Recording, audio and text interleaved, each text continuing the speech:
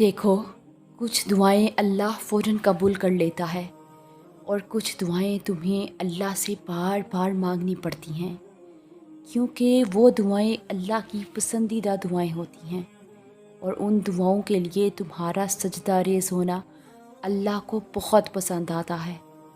इसलिए अल्लाह उन दुआओं को तुमसे वक्ती तौर पर दूर तो कर देता है, लेकिन तुम्हारे दिल से कभी भी निकलने नहीं देता, ताकि तुम अल्लाह से मांगना ना छोड़ो, क्योंकि वो दुआएं ही तुम्हारा मुकद्दर होती हैं। बस उनकी कबूलियत के लिए अल्लाह ने जो वक़्त मुकर्रर कर रखा होता है वो तुम्हारे सोचे हुए वक़्त से थोड़ा मुख्तलिफ होता है, और फिर तुम्हारी तहज्जुद की दुआएं ही तुम्हारे लिए मौजज़ों के रास्ते बनाएंगी और फिर तुम देखोगे उन्हें भी अपना मुकद्दर बनते हुए, जिनका मिलना तुम्हें नामुमकिन लगता था।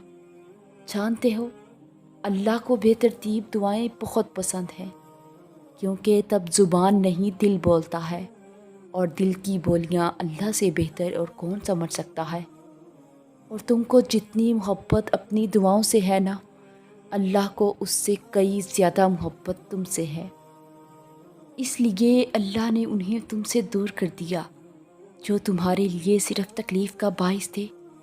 और फिर कितनी ही ऐसी चीज़ें हैं जिन्हें तुम अच्छा समझते थे, मगर उनसे तुम्हें सवाए दुख के और कुछ भी नहीं मिला। जो किसी के साथ गलत नहीं करते, अल्लाह उनके साथ कभी भी गलत नहीं होने देता। देखो, एक नज़र अपने माजी पे डालो और सोचो, तुम्हारे कितने ऐसे इंतखाबात थे जिनकी सच्चाई अगर अल्लाह तुम पे ना खोलता तो तुम्हारी ज़िंदगी क्या होती। जिन्हें अल्लाह ने तुम्हारे लिए काबिल नहीं समझा, वो तुम्हारे लिए बेहतर कैसे हो सकते थे। दिल को इतना समझाने के बावजूद भी अगर दुआ का ख्याल नहीं जा रहा तो दुआ मांगते रहो। शायद तुम्हारी दुआएं मौजज़ों के करीब हों, और फिर अल्लाह तो तुम्हारी दुआओं को इंतज़ार के ज़रिए आज़माता है। वो कबूलियत में देरी इसीलिए करता है ताकि तुम्हारा यकीन देख सके और ये देख सके कि जो तुम मांग रहे हो, क्या तुम उसके काबिल भी हो, या क्या तुम्हें वाकया उसकी चाह है।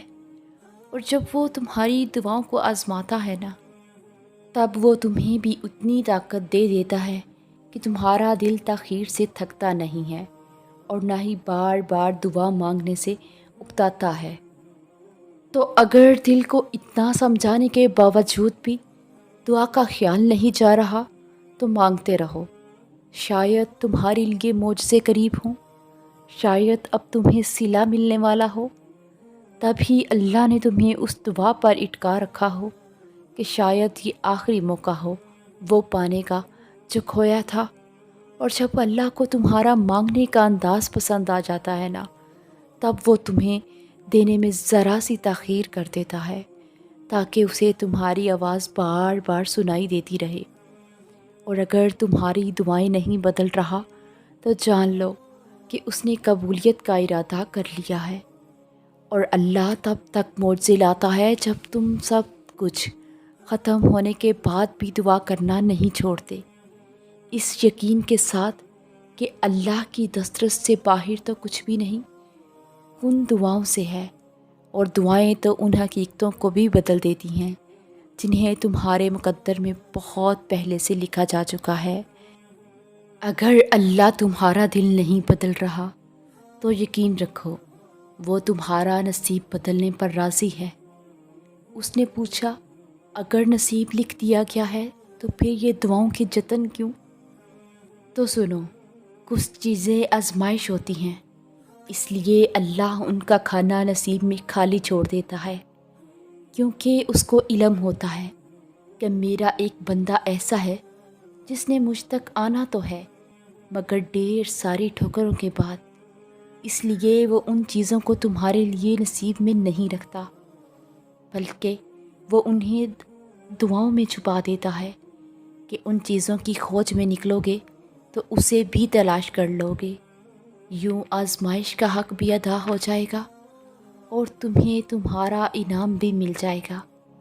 और सुनो, تم ابھی جس مقام پر ہو نا، وہ اللہ کے منصوبے کا ایک حصہ ہے، اور اس سے گزر کر تمہارے لیے وہ سب ہے جو تم مانگتے ہو۔ یہ بے سکونی اور یہ الجھن تمہیں اللہ تک واپس لانے کے لیے ہے۔ تم زندگی کے جس مرحلے پر ابھی کھڑے ہو، اسی میں اللہ کی رضا ہے، اور جب تم یقین کا دعویٰ کرنے لگتے ہو، تب وہ تمہارا یقین آزماتا ہے ان چیزوں کے ذریعے جن کے بغیر رہنے کا بھی تصور تم نہیں کر سکتے، اور وہ تو تمہیں دینے کے بہانے ڈھونڈتا ہے۔ پھر تم کیوں تھک جاتے ہو مانگتے مانگتے؟